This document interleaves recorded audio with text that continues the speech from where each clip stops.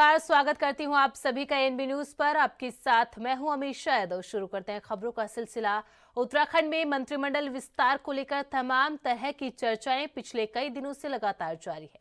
उत्तराखंड के मुख्यमंत्री पुष्कर सिंह धामी ने इन खबरों पर प्रतिक्रिया देते हुए कहा, अभी ऐसा कुछ भी नहीं है। सीएम के दिल्ली दौरे पर जाने के बाद से ही मंत्रिमंडल विस्तार की अटकलें तेज हो गई थी। मुख्यमंत्री धामी ने कहा, उनका दिल्ली का दौरा पहले से ही तय था। यह रूटीन दौरा था, भी मंत्रिमंडल विस्तार जैसी कोई बात नहीं।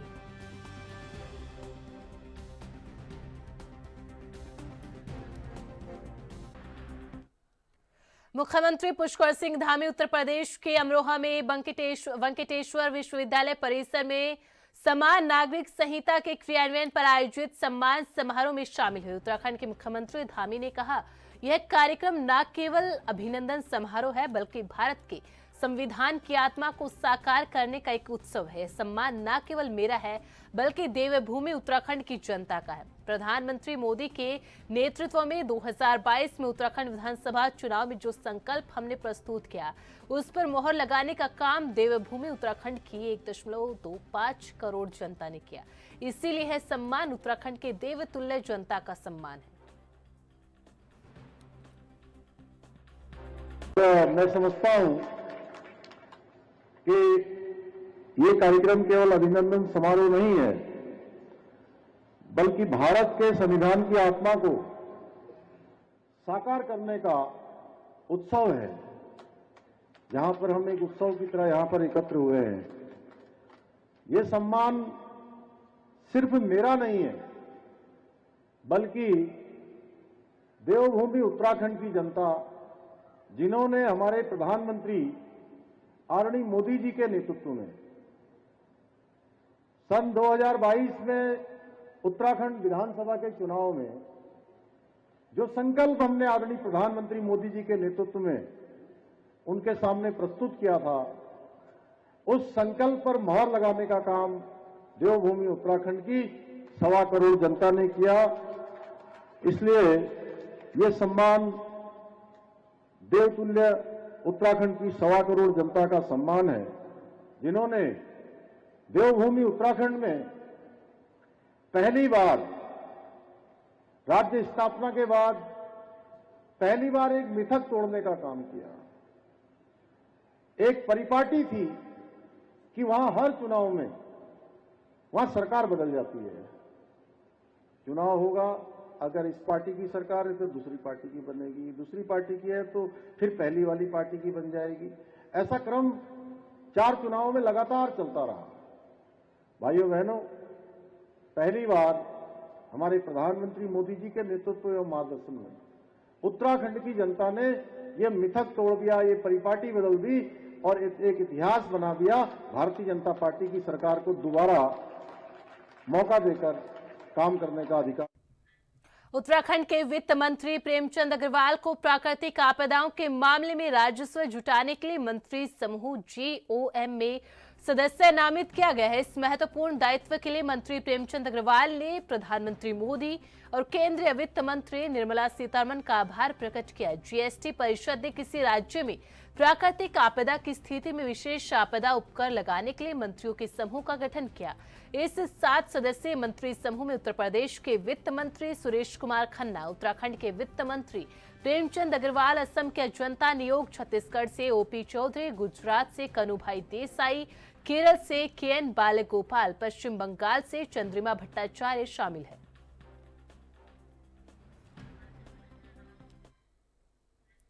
और अब खबर उत्तराखंड के ऋषिकेश से है। दरअसल 1 अप्रैल से ऋषिकेश में शराब की दुकानें बंद होंगी। 1 अप्रैल से ऋषिकेश में संचालित डिपार्टमेंटल स्टोर बंद होने जा रहे हैं। क्षेत्रीय विधायक कैबिनेट मंत्री प्रेमचंद अग्रवाल ने डिपार्टमेंटल स्टोर बंद होने की जानकारी दी। कैबिनेट मंत्री ने सूबे के मुख्यमंत्री पुष्कर सिंह धामी के समक्ष इस बात को रखा था, जिस पर संज्ञान लेकर कैबिनेट में 1 अप्रैल से ऋषिकेश, हरिद्वार की डिपार्टमेंटल स्टोर बंद करने का फैसला किया गया। बता दें कि सभी डिपार्टमेंटल स्टोर को बंद करने का निर्णय धार्मिक स्थलों की अस्मिता को बचाए रखने के लिए भी लिया गया है। युवा कांग्रेस और एनएसयूआई की बैठक पर कांग्रेस नेता गुरदीप सिंह सप्पल ने कहा, पहले चुनाव आयोग लगातार मना करता रहा कि मतदाता सूची में कोई गड़बड़ी नहीं है, लेकिन 2 दिन पहले उन्होंने चिट्ठी जारी की कि डुप्लीकेट वोट पाए गए हैं। यह हमारी पहली जीत है, लेकिन लड़ाई यहां पर खत्म नहीं हुई। हमारा सीधा सीधा यह कहना है कि जब तक चुनाव आयोग पूरे सिस्टम को ठीक नहीं करेगा, तब तक कांग्रेस पार्टी जमीन पर लड़ती रहेगी। और इसी संबंध में यहां पर युवा कांग्रेस एनएसयूआई की बैठक बुलाई गई है। देखिए, लगातार इलेक्शन कमीशन पहले ये मना करता रहा कि वोटर लिस्ट में कोई गड़बड़ी नहीं है। 2 दिन पहले चिट्ठी उन्होंने जारी की कि अब डुप्लीकेट उनको वोट पाए गए और वो कह रहे हैं कि इसको ठीक करेंगे। ये हमारी पहली जीत है। जो चुनाव आयोग मानने को तैयार नहीं था, अब वो चिट्ठी लिखकर, प्रेस रिलीज निकालकर ये मान रहा है। लेकिन लड़ाई यहाँ खत्म नहीं हुई, क्योंकि उस चिट्ठी के साथ हमने बोला था कि डुप्लीकेट वोट बन रहे हैं, तो उन्होंने कहा हाँ बन रहे हैं, लेकिन हमने बीएलए भी बनाए हैं। हमने बीएलए की बात तो की नहीं थी। हमारा सीधा सीधा ये कहना है कि फॉर्म 6 भरकर, फॉर्म 7 भरकर, फॉर्म 8 भरकर जो नकली वोटर बनाए जा रहे हैं और जो असली वोटर का वोट डिलीट किया जा रहा है या उनका बूथ बिना उनकी जानकारी के शिफ्ट किया जा रहा है, जब तक वो सिस्टम चुनाव आयोग ठीक नहीं करेगा, तब तक कांग्रेस पार्टी इस लड़ाई को जमीन पर लड़ती रहेगी। इसके लिए आज यहाँ पे यूथ कांग्रेस की प्रदेश के और एनएसयूआई की मीटिंग बुलाई गई है। इसमें यूथ कांग्रेस के और एनएसयूआई के कांग्रेस के सभी लीडर यहाँ मौजूद हैं, राष्ट्रीय अध्यक्ष दोनों के मौजूद हैं, और इस अभियान को हम ग्रास रूट पर ले जाने की तैयारी कर रहे हैं। ये अभियान अलग अलग स्टेटों में भी चलेगा? नहीं, ये 2 स्टेट में हम लोग कर रहे हैं। अभी महाराष्ट्र में जन सुनवाई का मॉडल पे हमने इसको शुरू किया है और उत्तराखंड में हम इसको मेरा वोट मेरा अधिकार अभियान पे कर रहे हैं। एक बार इन 2 स्टेट में जो रिजल्ट आएगा, उसके आधार पर आगे की रूपरेखा। लौटेंगे एक छोटे से ब्रेक के बाद।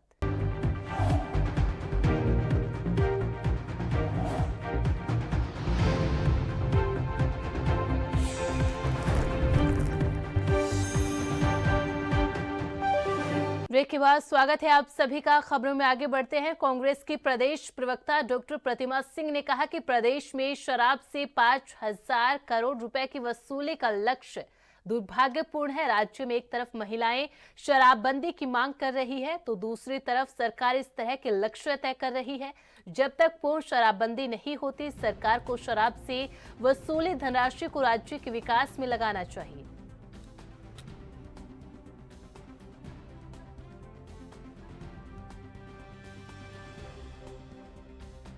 और भारतीय जनता पार्टी को और तो देखिए इनके पास और कोई विजन नहीं है। ये प्रदेश में पर्यटन हमारा इतना अच्छा हो सकता है, जो एक ऐसा क्षेत्र हो सकता है जहाँ पे शराब से भी ज़्यादा रेवेन्यू सरकार जनरेट कर सकती है, बट वो करना नहीं चाहती क्योंकि उसके लिए काम करना पड़ेगा। यही वजह है कि जिस प्रदेश को यहाँ की महिलाओं ने जो है अपना जो है शहीद हो करके अपना मान सम्मान खो करके पाया, उस प्रदेश की महिलाओं के लिए के खिलाफ एक षड्यंत्र भारतीय जनता पार्टी की तरफ से है कि वो लक्ष्य रखे जा रहे हैं कि शराब से कितना जो है सरकार को रेवेन्यू का फायदा होगा। ये देवभूमि के लिए बड़ी शर्मनाक बात है और सरकार की मंशा जाहिर करती है कि यही भारतीय जनता पार्टी सरकार जब गुजरात में होती है तो ड्राई स्टेट की बात करती है, और यही भारतीय जनता पार्टी देवभूमि में, जिसे हम देवभूमि कहते हैं, जो ऋषि मुनियों की भूमि है, जहाँ पे 4 धाम बसते हैं, जहाँ महादेव बसते हैं, वहाँ उसको जो है शराब भूमि बनाना चाहती है। तो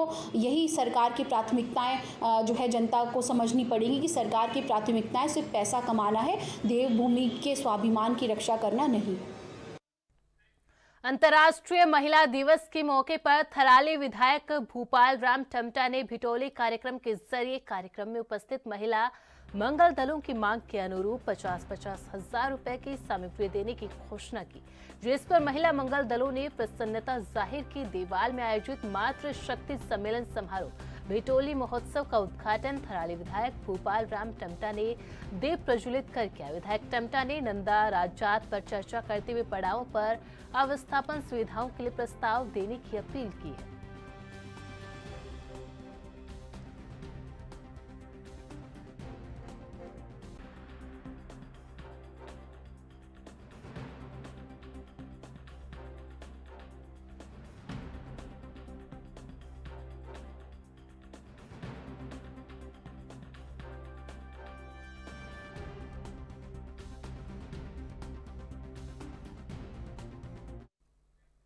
उत्तराखंड में विकास कार्यों को लेकर हमेशा गुणवत्ता पर सवाल उठते हैं। इसको लेकर जब उत्तराखंड बीजेपी के धर्मपुर से विधायक विनोद चमोली से सवाल पूछा गया तो जवाब देते हुए उन्होंने कहा, सरकार का काम योजनाएं लाना होता है, फिर उसको अलग अलग विभागों अधिकारियों के द्वारा इम्प्लीमेंट करना होता है। इसमें आपसी सामंजस्य तालमेल वाली कोई बात नहीं। विकास के कार्यों की गुणवत्ता जांचने का काम एडमिनिस्ट्रेशन का होता है। अक्सर विकास के ऐसे कार्यों में भ्रष्टाचार होता है। जो अधिकारी कर्मचारी इसमें शामिल होते हैं उनके खिलाफ प्रशासनिक कार्रवाई होनी चाहिए।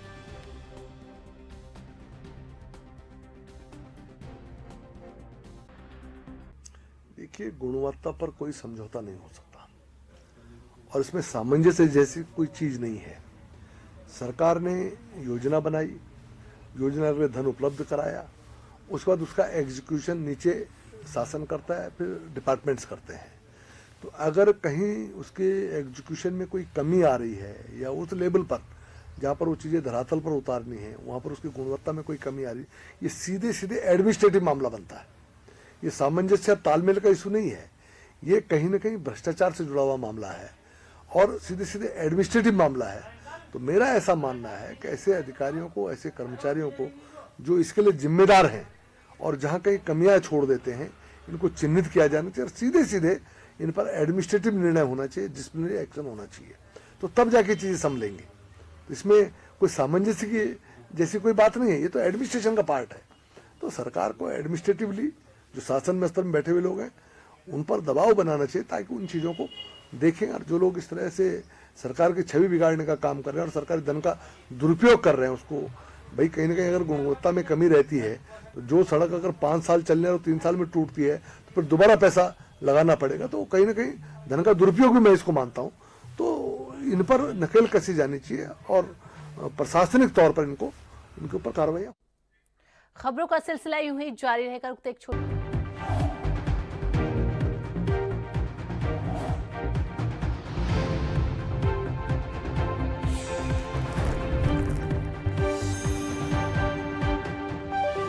ब्रेक के बाद स्वागत है आप सभी का। खबरों में आगे बढ़ते हैं। उत्तराखंड में सहकारिता के चुनाव होने वाले हैं, जिसको लेकर मामला हाईकोर्ट गया था, जिस पर हाईकोर्ट ने चुनाव कराने के आदेश सरकार को दिए। इसको लेकर पार्टियों में आपस में मतभेद चल रहे हैं। ऐसे में आपस में पार्टी की अंतर्कलह दिखाई दे रही है। इसको लेकर उत्तराखंड बीजेपी के विधायक विनोद चमोली ने कहा कि चुनाव के समय सबके अपने अपने इंटरेस्ट होते हैं, वो पार्टी के अंदर और बाहर सब जगह होते हैं। सभी चुनाव में इस तरह की स्थिति देखने को मिलती है, लेकिन जब चुनाव आता है सभी को समझा बुझा लिया जाता है।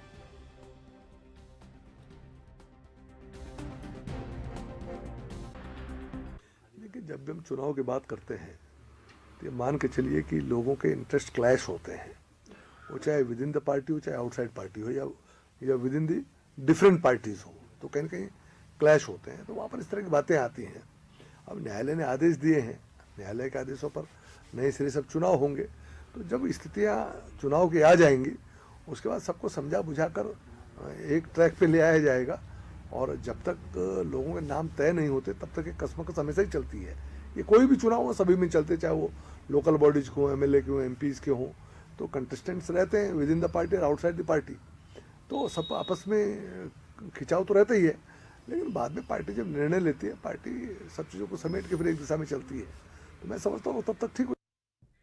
उत्तराखंड में बीते 10 दिनों से मंत्रिमंडल विस्तार की चर्चाएं चल रही हैं। मुख्यमंत्री धामी प्रधानमंत्री नरेंद्र मोदी के दौरे के तुरंत बाद दिल्ली गए थे। अब उनके लौटने के बाद बीजेपी प्रदेश अध्यक्ष महेंद्र भट्ट को भी दिल्ली बुलाया गया है। हालांकि महेंद्र भट्ट अपने इस दौरे को सदन की कार्यवाही से जोड़ा है। बीते दिनों महेंद्र भट्ट साफ कर चुके हैं, जल्द ही उत्तराखंड में कैबिनेट का विस्तार हो सकता है। कुछ मंत्रियों की कुर्सी जा सकती है, कुछ नए चेहरे धामी कैबिनेट में शामिल हो सकते हैं। बीते दिनों एक मंत्री के द्वारा दिए गए बयान को ढाल बनाकर कुछ संगठन, राजनेता कैबिनेट मंत्री के खिलाफ आक्रोशित है। इतना ही नहीं, गढ़वाल सांसद अनिल बलूनी ने भी कोटद्वार में मंत्री के बयान की निंदा की है।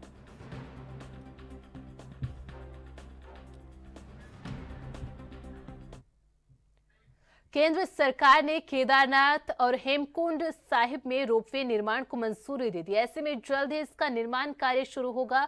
बीजेपी प्रदेश अध्यक्ष महेंद्र भट्ट ने कहा, इससे प्रदेश में पर्यटन की संभावना बढ़ेगी।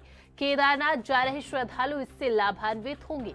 जो योजना लंबे समय से अटकी हुई थी, आज वो उत्तराखंड को मिली है। बीजेपी प्रदेश अध्यक्ष ने कहा, इसमें सभी लोगों को केंद्र सरकार का धन्यवाद करना चाहिए।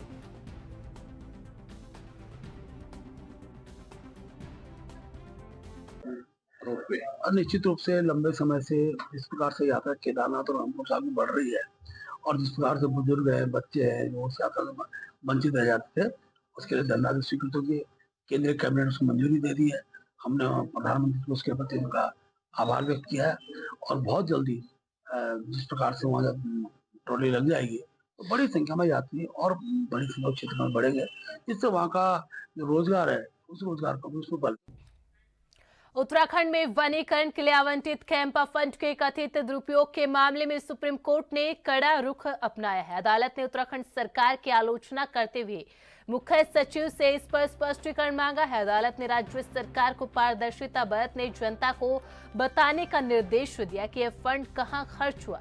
कैग की रिपोर्ट के अनुसार 2019 से 2022 के बीच कैंपा फंड का दुरुपयोग किया गया। इस फंड का इस्तेमाल आईफोन, लैपटॉप, फ्रिज, कूलर, कार्यालयों के जीर्णोद्धार, कानूनी मामलों, अन्य निजी कार्यों में किया गया। रिपोर्ट में यह भी सामने आया कि 2019-20 से 2021-2022 के बीच 275.34 करोड़ रुपए का ब्याज नहीं चुकाया गया, जबकि बार बार अनुरोध करने के बावजूद इस राशि का उपयोग अन्यत्र किया गया।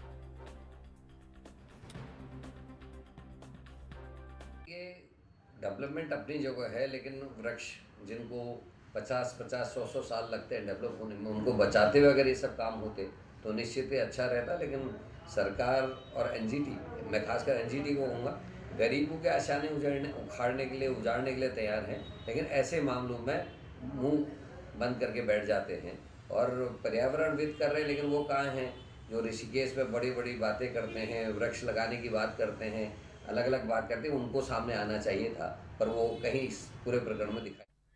मुख्यमंत्री पुष्कर सिंह धामी बीते दिनों दिल्ली दौरे पर रहे। बता दें कि मंत्रिमंडल विस्तार को लेकर एक बार फिर चर्चाएं तेज हो गई।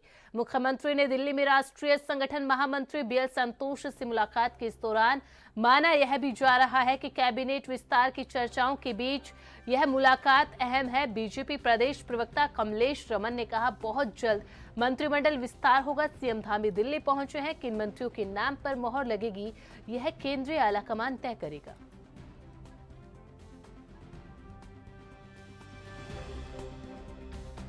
देखिए, बहुत जल्दी हमारे मंत्रिमंडल का विस्तार होगा और माननीय मुख्यमंत्री जी दिल्ली पहुंचे हुए हैं, रायशुमारी कर रहे हैं कौन हमारे मंत्री होंगे, किनके नाम के ऊपर मोहर लगेगी। ये हमारे शीर्ष नेतृत्व का काम है और बहुत जल्दी आपको उत्तराखंड की विधानसभा में यहाँ मंत्री नजर आएंगे, क्योंकि माननीय मुख्यमंत्री जी ने अपनी तरफ से बकायदा शीर्ष नेतृत्व के सामने प्रस्ताव रख दिया है और नाम रख दिए हैं। तो मुझे लगता है बहुत जल्दी आपको यहाँ पर हमारे मंत्रिमंडल में तमाम और भी नए चेहरे मंत्रिमंडलों के दिखेंगे।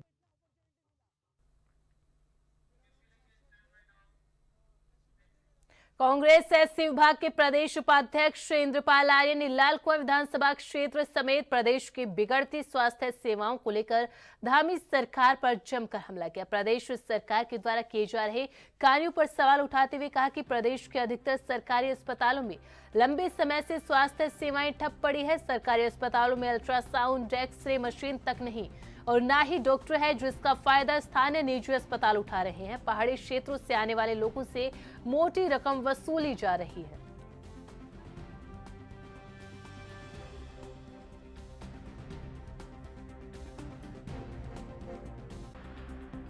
ये सरकार की बहुत ही लापरवाही है। जब आप अस्पताल बना रहे हैं तो वहाँ डॉक्टर अच्छा रखिए, उस पर सुविधा रखिए, जनता के लिए अल्ट्रासाउंड से लेकर के एक्सरे से लेकर के सारी सुविधा वहाँ दीजिए। तभी तो अब आप क्या, एक गरीब आदमी जब कहीं पे बीमार होता है तो जब उसकी स्थिति खराब होती है तो वो प्राइवेट अस्पतालों को देख रहा है, सरकारी हॉस्पिटल जाना नहीं चाह रहा है। क्योंकि सरकारी हॉस्पिटल जो इन लोगों ने जिस तरीके से हाल इन्हें सरकारी हॉस्पिटल कर दिए हैं, आज सरकारी में जाना पसंद नहीं कर रहा है। अपना आपकी ज़िंदगी बचाने के लिए वो प्राइवेट हॉस्पिटल दे रहे हैं। तो मैं यही मांग करूंगा कि जिस तरीके से लालकुआं में इन्होंने जो हॉस्पिटल खोले हैं तो उसमें तुरंत डॉक्टर अच्छे रखे जाएं और मैं सारी सुविधा जनता को दी जाए तो इसीलिए इलाज हो पाएगा। वो जनता की हित की हम बात करेंगे, क्योंकि जनता को लेकर के पूरी नेतागिरी होती है और पूरा जो शासन आज जो प्रशासन जो है चल रहा है तो जनता को उससे है। अगर ये मांग बनी तो क्या धरना प्रदर्शन करेंगे? नहीं, ये तो हम धरना प्रदर्शन तो कर रहे हैं, हम तो लगातार करेंगे और धरना प्रदर्शन की मांग करें। हम लोग सब एकजुटता के साथ एससी विभाग, कांग्रेस कमेटी धरना बैठेंगे, रोड पर बैठेंगे और इस सरकार को जताने की कोशिश करेंगे कि जनता की मांग को लेकर के हम आए हैं और जनता की मांग पूरी करनी पड़ेगी आपको। उत्तराखंड में सी प्लेन से पर्यटन को बढ़ावा देने के लिए कवायद शुरू हो गई। जल्द ही राज्य की झीलों में सी प्लेन की सवारी का लुत्फ पर्यटक उठा सकेंगे। बता दें कि नागरिक उड्डयन विभाग प्रदेश के भीतर सी प्लेन उड़ाने के लिए एक सर्किट तैयार कर रहा है, जिसमें प्रदेश की 5 झीलों को शामिल किया गया है। ज्यादा जानकारी देते हुए यूकाडा सीईओ सोनिका ने बताया कि इसका प्रस्ताव केंद्र सरकार को भेजा गया। केंद्र से अनुमति मिलने के बाद इस दिशा में आगे कदम बढ़ाए जाएंगे। बता दें कि पर्यटक अब टिहरी, ऋषिकेश, नानकमता, कालागढ़, हरिपुरा झील का हवाई सफर कर सकेंगे।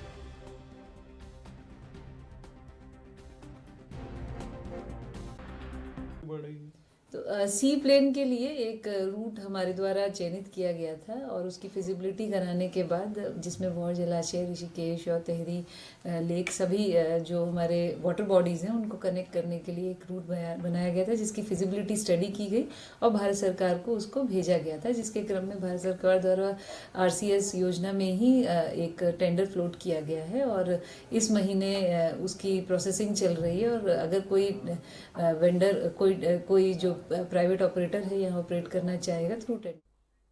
बुलेटिन में फिलहाल इतना ही। आप बने रहे ANB न्यूज के साथ।